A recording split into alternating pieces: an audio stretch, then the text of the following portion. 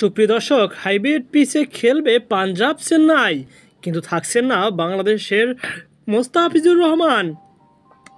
প্রথমবারের মতো hybrid pitch বসানো হচ্ছে ভারত ক্রিকেট মাঠে। বিশ্বকাপের প্রস্তুতি হিসাবে অংশ এমন উদ্যোগ নিয়েছে ভারতীয় ক্রিকেট সংস্থা বিসিসিআই। দেশটির হিমাচল প্রদেশ ক্রিকেট স্টেডিয়াম বা ধর্মশালায় বসাবে এই পিচ, আর তাতে হবে আইপিএলের দুটি ম্যাচ। পাঞ্জাবের বিপক্ষে এই দুই ম্যাচে খেলতে দেখা যাবে চেন্নাই এবং বেঙ্গালুরুকে।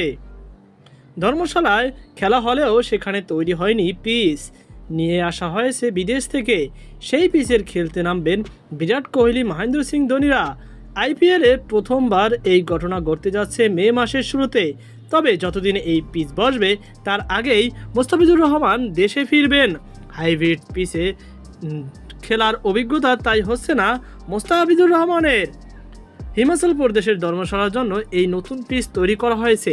ভারতীয় ক্রিকেট বোর্ডের অধীনে থাকা এটি প্রথম মাঠ যেখানে এই হাইব্রিড পিচ বসানো হয়েছে।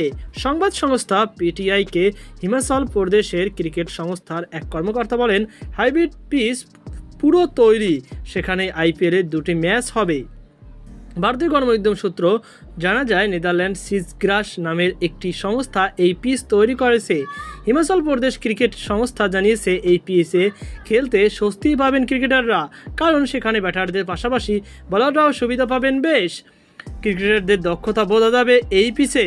আগামী দিনে আরও অনেক মাঠ এই পিচে বসানো হবে বলে দাবি করেছে হিমাচল প্রদেশ ক্রিকেট সংস্থা।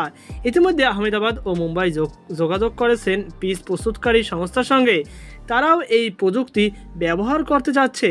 ধর্মশালায় দুটি হোম ম্যাচ খেলবে পাঞ্জাব কিংস। আগামী 5 মে চেন্নাই সুপার কিংস ও 9 মে রয়্যাল চ্যালেঞ্জার্স ব্যাঙ্গালোরের বিরুদ্ধে খেলবে তারা। সেই দুই ম্যাচেই হবে এই নতুন হাইব্রিড পিচে। তবে 5 মে চেন্নাইয়ের সেই ম্যাচ মিস করবেন বাংলার পিচ। বাংলাদেশি এই পেসার এনওসির মেয়াদ রয়েছে 1 মে পর্যন্ত।